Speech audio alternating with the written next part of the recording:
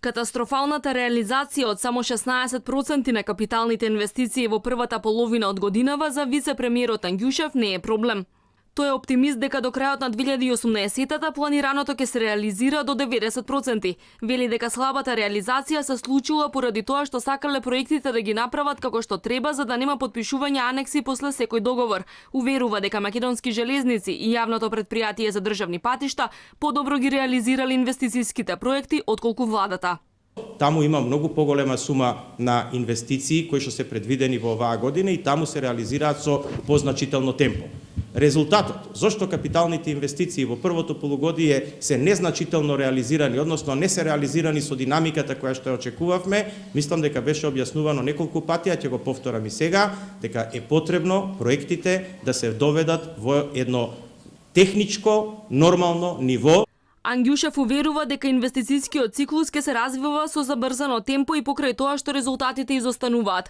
Тоа што неговите фирми се во центар на скандалите со доделување на државна помош и грантови од Фондот за иновации, вели дека две фирми не се важни, туку вкупната економија. Апликациите биле повлечени не затоа што имало конфликт на интереси, туку поради тоа што граѓаните биле чувствителни на овие потези. Апсолутно нема никаков конфликт на интерес и нема никакво заобиколување на законот. Ние престанавме да делиме средства за затворени врати и во класифицирани договори. Тие се сега вклучени во закон и компаниите кои што го задоволуваат законот имаат право да аплицираат.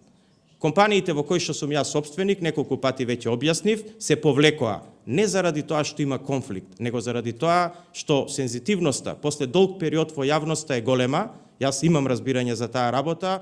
Владата се уште останува на проекцијата за раст на економијата од 3,2% годинава. Во првиот квартал резултатите беа лоши, само минимални 0,1% раст. Затоа пак за 6 месеци Македонија зела скоро 90% од планираните странски кредити за цела година, односно се задолжила за над половина милијарда евра само на надворешниот пазар. Ангјушев очекува економијата да се раздвижи со поголем интензитет по референдумот, односно дури во последните 3 месеци од 2018-та.